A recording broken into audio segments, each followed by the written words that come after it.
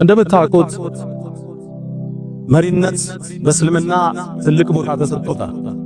አንድ ሰው የህዝብ መሪ የህዝብ አስተዳዳሪ ሆኖ ፍትሃዊ ከሆነ ከዓርሽ ጥላ ስር ከሚጠለሉት 7 ሰዎች ውስጥ አንዱ እሱ ነው። መሪነት በትክክል ከመራሃው ትልቅ ትርፍ ያለው በመራሃው ህዝብ ልክ አጅር የምታገኝበት፣ ከተንሸራተት ካዳለጠ ፍትሃዊ ካልሆንክ ሙስና ላይ ከወደቅክ ደግሞ ወንጀሉ ከግለሰብ አልፎ በኡማ የምትጠየቅበት የከበደ ኃላፊነት። ታዲያ 3 ነጥቦችን አደራ ለማለት ወደድን። የመጀመሪያው መጅሊሱን ተመርጣችሁ ወንበሩን ለያዛችሁ አባቶቻችን፣ ወንድሞቻችን የመጀመሪያው ወሲያችን የያዛችሁት ወንበር ኃላፊነት እንጂ ሽልማት አይደለም። ተክሊፉን ላ ተክሊፍ፣ ሽልማት አይደለም። ያቀበት መንገድ ነው። መመለሻው አስቸጋሪና ከባድ ነው። አላህ በመራሃው ህዝብ ልክ ይጠይቃል። ባልተሰሩ መስጊዶች፣ አቤቱታ ባላቸው ኢማሞችና ሙአዚኖች፣ በመስጊድ ኮሚቴዎች፣ ሐጅ ላይ በተንገላታው ህዝብ ልክ አላህ ጥያቄ ለአመራሮቹ ያቀርባል።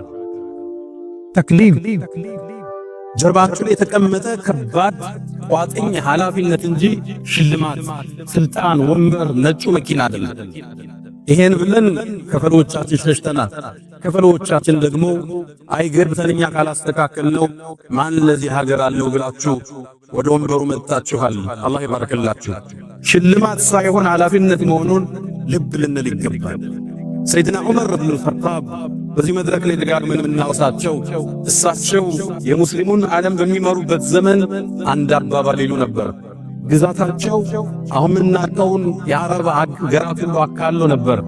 ኢራቅ ላይ ይላል፣ እሳቸው መዲና ላይ ሆነው ኢራቅ ላይ አንድ በረሃ ውስጥ አንዲት ፍየል ስትሄድ ድንጋይ ቢያነቅፋትና ብትወድ አላህ አንተ ዑመር ለምንድነው ጎዳናውን ያላስተካከልክላት ብሎ ይጠይቀኛል ብዬ ፈራለሁ ይሉ ነበር። ወደ ወንበር መምጣት ትልቅ ኃላፊነት፣ ከተሰራበት ደግሞ ትልቅ አጅር አለ። የአገር መሪ መሆን፣ የመጅሊስ መሪ መሆን ትልቅ ኃላፊነት፣ ተጠያቂነትም አብሮ ወፍራም ተጠያቂነት አለው። በፍትህ ማስተዳደርን ይጠይቃል። አይደለም ሰው እንስሳው እንዳይጎዳ፣ አይደለም ሙስሊሙ ክርስቲያኑ እንዳይጎዳ ኃላፊነትን የወሰድንበት የምርጫ ካርድ እጃችን ላይ ገብቷል። ይህን አሁን ያለን የመጅሊስ አመራሮች ሽልማት ሳይሆን ኃላፊነት ነው። እንዴት ነው የሚወጣው የሚል ጭንቀት ይፈልጋል። የህዝብን አቤቱታ ፈልጎ በፍትህ ማስተዳደር ይጠይቃል። ሰይድና ዑመር እንደምታውቁት ቀን አገር ሲመሩ ይውላሉ፣ ሌሊትም ከፈሉን ለልፍ እየፈለጉ ያስተዳድራሉ። የተወሰነውን ደግሞ ሲሰግዱ ያድራሉ። እኔ እኮ ይላሉ ቀን ባርፍ አመራሬ ህዝቤ ችግር ውስጥ ይወድቃል፣ ሌሊት ባርፍ ጌታዬ ጋር ማወራው ወሬ ስለሚቋረጥ ነፍሴ ትጠፋለች ብለው። ታዲያ በአንድ ምሽት ላይ አገሪቱ ሲያስሱ አንዲት ሴት ከህዝብ ነጠል ብላ ያለቀሰች አገኘኋት። አንቺ ሴት ወይ ምን ነካሽ አሏት። አይ የኛን ዑመርን ነገር አላህ ያስጠየ አለች። ምን ገጠመሽ? ይሄው ምበላው የለ ተቸግሬ። ታዲያ ዑመር አንቺ እንዲመቸገርሽን በረሃ ውስጥ ጨለማ ውስጥ የት ያውቃል አሏት። እሷም መለሰች የኛን የመምራት ኃላፊነት ወስዶ አያቅሽም ትለኛለህ እንዴ አለች። ሰይድና ዑመር ደነገጠ፣ አለቀሰ።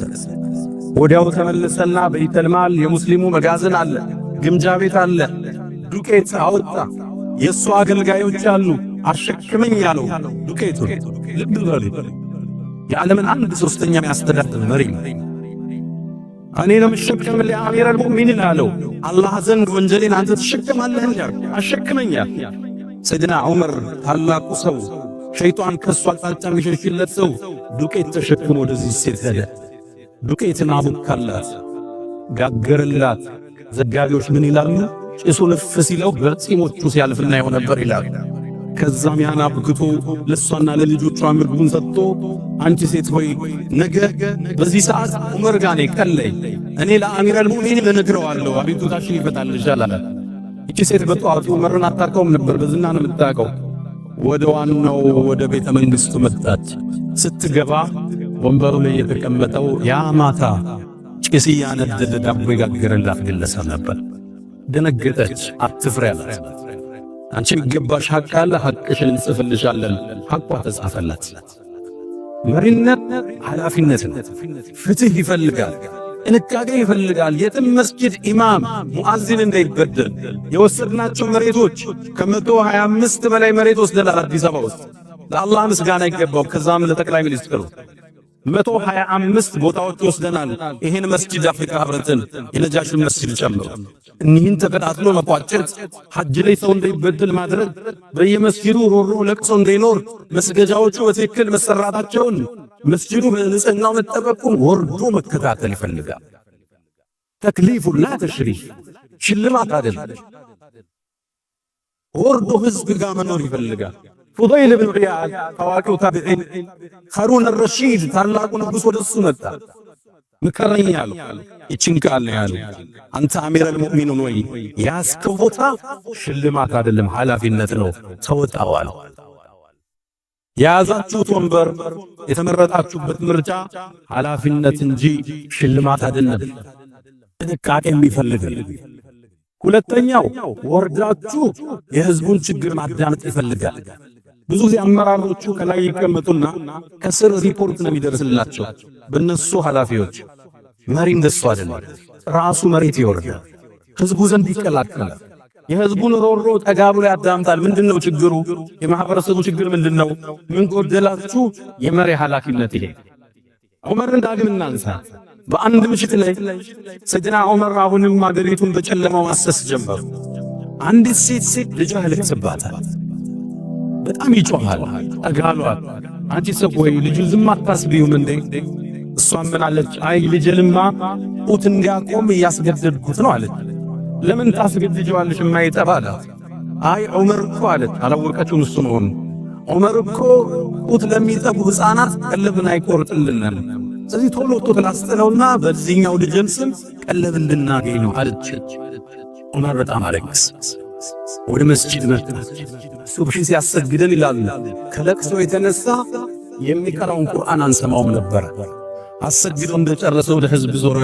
ወይ ዑመር ስንትን ሕፃን አስቸገር፣ አላህ ዘንድ ምን ትሆን አንተ ዑመር አለ። በሉ እንግዳ እናንተ ምእመናን ከዚህ በኋላ የሚጠቡ ሕፃናትም ቢሆን ቀለብ እንቆርጣለን፣ ጡት አታስጥሏቸው ወሰነ። የህዝብን ሮሮ ወርዶ መስማት ይፈልጋል፣ ማዳመጥ ይፈልጋል፣ መቅረብ ይፈልጋል። የሆነ ቦታ ላይ አንድ ሙአዚን ተቸገረ። ችግሩ ምንድነው? መሪው መምጣት አለበት። ኢማሙ ጋር ችግር ተፈጠረ። ምንድነው ያለው? መታየት መደመጥ አለበት እንጂ ከላይ ተብሎ መሪን ለማየት እንደ ፀሐይ የራቀን ከሆነ የኃላፊነትን ከመወጣት የራቀ ይሆናል። ሶስተኛው ነጩ መኪና ላይ ስንወጣ፣ ሰፊው ቢሮ ላይ ስንቀመጥ አጀባና ጭብጨባ ሲበዛ ኩራት ወደ ውስጥ እንዳይገባ ልብ ማለትን ያሻል፣ መተናነስን ይፈልጋል። ነቢዩና መሐመድ ዓለይሂ ሰላቱ ወሰላም ገጠር መጥቶ ሊሰልም ወደ መስጂዱ ሲገባ ከሰሃቦች ጋር ሁሉ ነው የሚቀመጡት። አዩኩም ሙሐመድ ይላል። ከናንተ መሃል ሙሐመድ የትኛው ነው ይል ነበር። በዚህ ልብ ሰሃቦቹ ጋር አንድ የሆኑ የተለየ ራሳቸውን ከፍ የሚያደርጉ የመተናነስ ሞዴል ነበሩ።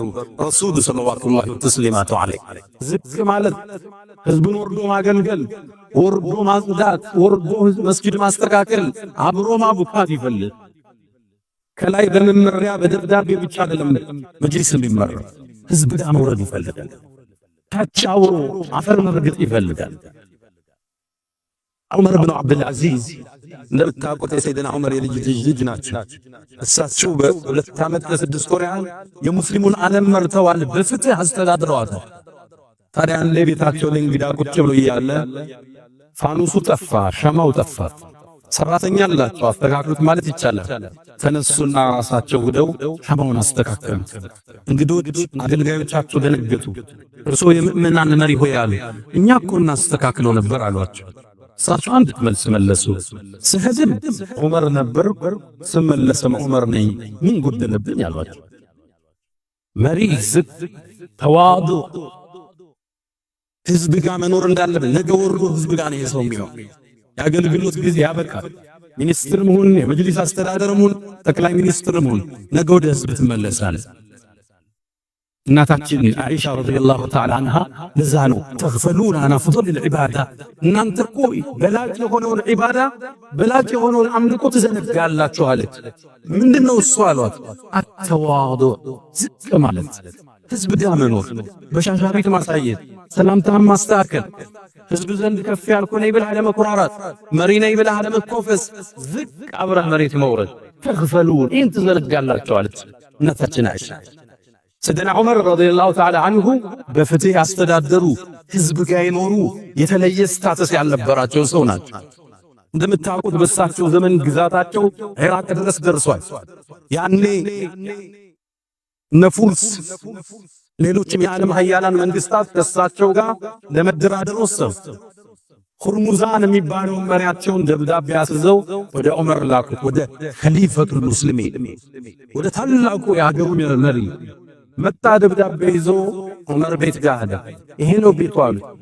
የእንጨትና የጭቃ ቤት ነው እንዴ የመሪያችሁ ቤት አለ።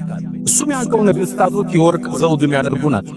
አጀባው ሌላ ነው፣ ቤተ መንግስቱ ሌላ ነው፣ ይነጠፈው ጨርቅ ምንጣፉ ሌላ።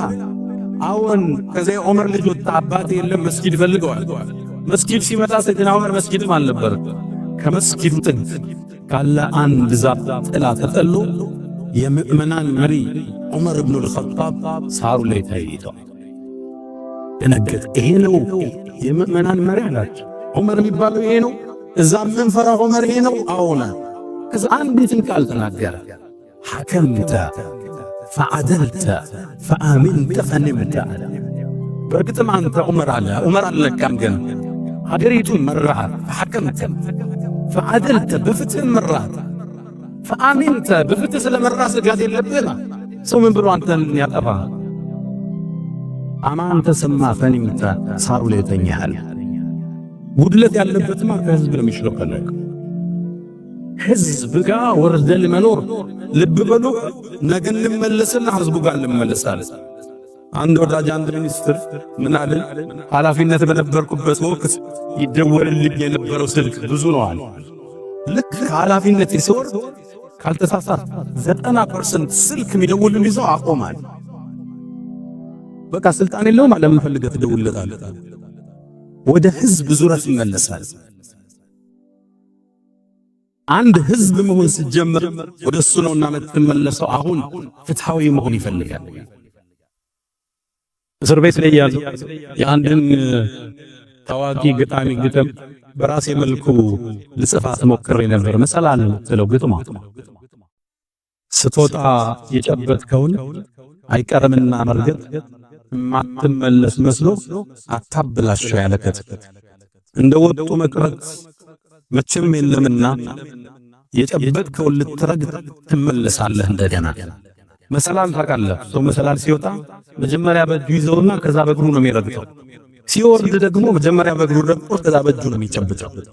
ስትወጣ ካበላሸው ስትመለስ እጅ ዙሮ ይበላሻል። አሁን ስልጣን ላይ ስትሆን፣ ኃላፊነት ላይ ስትሆን እሱ እኮ እንዲያርጎን ማትባል መሆን አለባት። ዝቅ ማለት፣ መተናነስ፣ የህዝብ አንድ ሰው እንደሆን ማሰብ ይፈልጋል። አራተኛ ያስከውን ወንበር ተጠቅመህ ይሄ ምለው ክፍለ ሀገር ድረስ ላሉ የመጅሊስ አመራሮች የተለየ ለዘር ለቤተ ዘመድ ለወገን እንዳታደራደር አልሃል። ቤተሰብ ሲመጣ የተሻለ አገልግሎት፣ ወገን ሲመጣ የተሻለ መስተንግዶ አይሰጥም። መጅሊስ ላይ የምትቀጥራቸው ሰዎች በዝምድና በብሔራቸው ሳይሆን በብቃታቸው አላህም በመፍራት ባላቸው ከፍታ። ሰይድና ዑመርን አሁንም ዳግም እናንሳ። አንዴ መርካቶ ነው ሲወጡ ወፋፍራም ግመሎችን አይ ከሌላው ይለያል፣ ወፈር ብለዋል። እነዚህ ግመሎች የማን ናቸው አሉ ሰይድና ዑመር። ይሄማ ያንተ የልጅህ የአብደላህ ነው አሏቸው። አሃ አብደላህን ጥሩልኛ። አታ አብደላህ እነዚህ ግመሎች የማን ናቸው? የኔ በገንዘብ ገዝቼው ከዛም ሳርን ሊግጡ ልካቸዋለሁ፣ ወፈሩ። ታዲያ ከሌሎች እንዴት ወፈሩ? ያንተ አባቴ ወይ አላቅም ማለት እንደሱ አይደለም ማለት ሽጥና ዋናውን ብርህን አንስተ ሌላውን ቀሪ ገንዘብ ወደ ቤተል ማል መልሰው ወደ ግብጃ ቤት። ለምን አለ? ምክንያቱም አንተ የኔ ልጅ ነህ፣ የኸሊፋው የፕሬዝዳንቱ የጠቅላይ ሚኒስትሩ ዋናው ልጅ ነህ። ስለዚህ አንተ ግመሎች ሲሄዱ አሃ የመሪያችን ግመል መጡ እየተባለ ሳር ይለቀቅላቸዋል፣ ውሃ ይለቀቅላቸዋል። በእኔ ስልጣን ተጠቅመህ ነው የወፈሩት የደለቡታል ብላችሁ የዚህ ያህል ጥንቃቄ በአንተ ወንበር ቤተሰብ የተለየ አገልግሎት እንዳያገ ዑመር ብን አብዱልዓዚዝ የእሳቸው ልጅ ቤተልማል ላይ ዘይት ሲያከፋፍሉ አሉና ወደ ቤታቸው ሲመለሱ የእሳቸው ልጅ ትንሹ ልጅ የሚያምር ጸጉሩን በቀረው ዘይት ረጋ አርጎታል። ጸጉሩ አበራ። አባቴው ጠሩት። ምንድነው ጸጉሩ የተለየ ቅባት ያለው? አይ አባቴ ቅድም ስታስከፋፍል መሬት ላይ የተንጠባጠበ ዘይት አግኝቼ እሱ ቀብቼው ነው አለ። ወሰደና ይሄ የሙስሊሞቹ ንብረት ነው ለኛ አይገባም ብሎ ላጨው ዘው። የዚህን ያህል ለኡማው ንብረት ጥንቃቄ ይፈልጋል። ወንበር ይዘናል ብለን አበል ካበዛነ፣ ደሞዝ ከጨመርነ፣ ወገን ከጠቀምነ ያኔ ኃላፊነቱ አላህ ዘንድ የከበደ ይሆናል። ጥፋቱ የገዘፈ ይሆናል። ስንጠቀም ቢልማዕሩፍ የዚህ ኡማ ንብረት ነው፣ የዚህ የቲም ትውልድ ንብረት ነው። የሐጁ ገንዘብ ይሁን በመዋጮ የምናገኘው ይሁን በስጦታ የምናገኘው የትውልድ ሀብትን ስትጠቀም መጥነህ ስትበላ መጥነህ ብችል እሱን ትተህ በላብህ የምታደር መጅሊስ ውስጥ ከነበሩ አንድ ኃላፊዎች አውቃለሁ። ለስብሰባ ሲሄድ ውሃ እንኳን እንዳይጠጣ ውሃ ይዞ መሄድ ሰውን ያውቃል። ህዝብ ማገልገል እንጂ ከህዝብ መጠቀም አይደለም። እስልምና የመስጠት እንጂ የመቀበል ዲን አለን። በዳዕዋችን ሀብት የምናጋብስበት ዲን አለን። በላብ ታድራለህ። ዳዕዋውን ለአላህ ሱብሓነሁ ወተዓላ፣ የመጅሊስ አገልግሎት ለአላህ እንጂ ኪስ ለማድለብ ዘመድ ለመጥቀም ዘር ለመሰብሰባት። አላህ ይጠብቃችሁ። ከዚህ የመጨረሻው ወሲያዬ ለመጅሊሱ በመዝሃብ ልዩነት ሌላውን እንዳናገር። ሰው ሱፊ የመሆን መብት አለው። የደረሰበት የዕልም መጠን ከመሻይኾቹ ያገኘው መስመር ይሄን ሊሆን ይችላል። ሌላኛው ተብሊግ መሆን ሊፈልግ ይችላል። ሶስተኛው ሰለፊ መሆን ሊፈልግ ይችላል። ሁሉንም እኩል የማስተዳደር ግዴታ አለበት መጅሊስ። ማንንም በመዝሃቡ ሊገባ አይገባም። መጅሊስ ማለት መስጂድ ማለት ነው። መስጂዱ ሰው ሲገባ መታወቂያን ጠይቀው ሱፊያ ነህ ሰለፊያ ነህ ብለን ገብቶ ይሰግዳል። መጅሊስም ላይ እኩል ከመዝሃብ በአቋሙ ውጭ አገልግሎት ያገኝ ይገባል። አንድ ሰው ሱፊ በመሆኑ ከመጅሊስ ኢማምነት ከመስጂድ ኢማምነት ሊገፋ አይገባው። የሰማናቸው አንዳንድ ታሪኮች አሉ። አብዛኞቹ ተጋነዋል።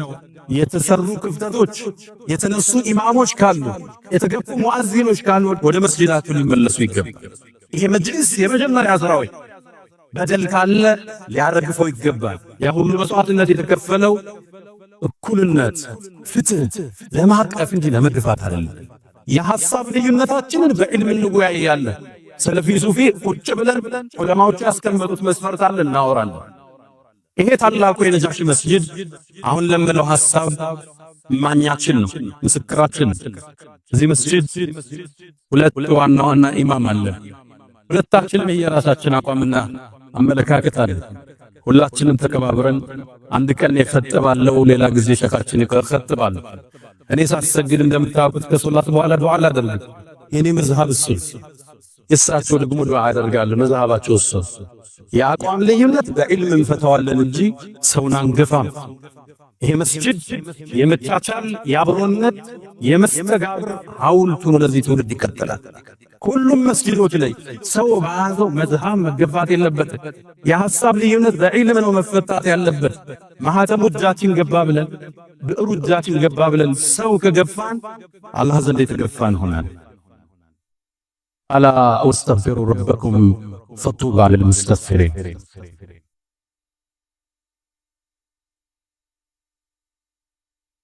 الحمد لله على إحسانه والشكر له على تفضله وامتنانه ولا إله إلا الله تعظيما لشانه وصلى الله وسلم وبارك على رسوله وإخوانه أما بعد. ውድ ምእመናን መጅሊስ ላይ የተመረጡ ወንድሞችን አባቶችን ስንመክር እኛ ደግሞ ሰፊ ማህበረሰብ ተከታዩ የሚወስዳቸውን ሁለት አደራ ሰጣለሁ። የመጀመሪያ ሁሉን ኃላፊነት ለመጅሊስ ማሸከም ስህተት። መጅሊስ ያለው አቅም ውስን ነው። ያለው የሰው ኃይል ማምፓወር ምንለው ያለው የፋይናንስ አቅም ውስን ነው። የአመራር ብቃታቸው ውስን ነው። የሚመሩት ህዝብ በጣም ሰፊና ግዙፍ ነው። መጅሊስ ሁሉን ነገር ይሰራል የሚል የተሳሳተ አመለካከትም እኛ ጋር መታረም አለበት። እያንዳንዳችን በነፍስ ወከፍ ኃላፊነት መውሰድ አለብን። መርከዞችን ማቋቋም፣ የታክሊስ ተቋሞችን ማቋቋም፣ ዩኒቨርሲቲዎችን ማቋቋም፣ ኤንጂኦዎችን አቋቁመን ህዝብ መርዳት፣ ዳዕዋ ማድረግ የመጅሊስ ኃላፊነት አይደለም፣ የሁላችን ኃላፊነት። ከመጅሊስ ምን ጠብቀው ገዛ ከመጅሊስ ምን ጠብቀው ነገሮችን መደላድሉን ማመቻቸት ብቻ። ስራው ግን የኔና ያንተ። ብዙ ሰው ከኃላፊነት ለመሸሸት የሆነ ችግር ሲፈጠር ገብቶ አይፈታው።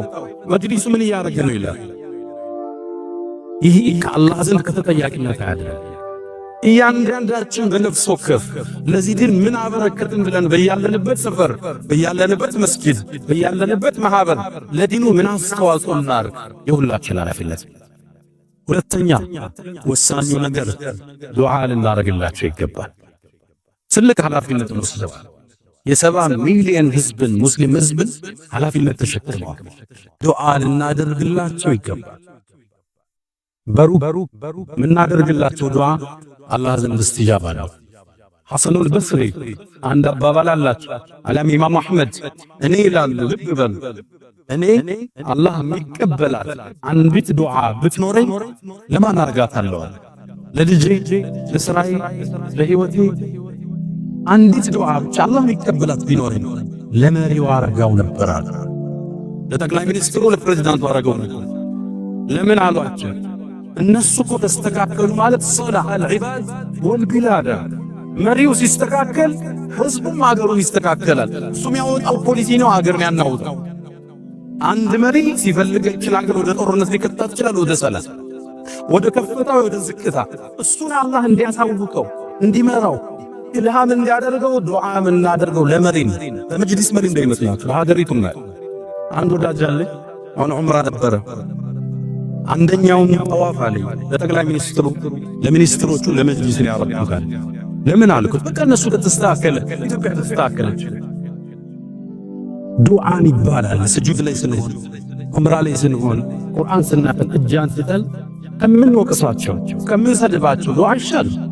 ሰድባቸው የሚለወጥ ነገር አለ፣ አውግዛቸው የሚስተካከል ነገር አለ የለም። የሙእሚን አቋም ዱዓ ነው። አላህ ሆይ አስተካክላቸው፣ ቅኑ መንገድ ጠቁማቸው፣ ወደ ሰላም ምራቸው፣ ሀገሪቱን አረጋጋት፣ ሙስሊሞችን አረጋጋው፣ የሙስሊሙን አንድነት አምጣልን። ዱዓ ይፈልጋል። እናንተ አንድ ኢስቲጃባ ያለው ዱዓ ቢሰጣችሁ ዱዓችሁ ምን ይሆን ነበር?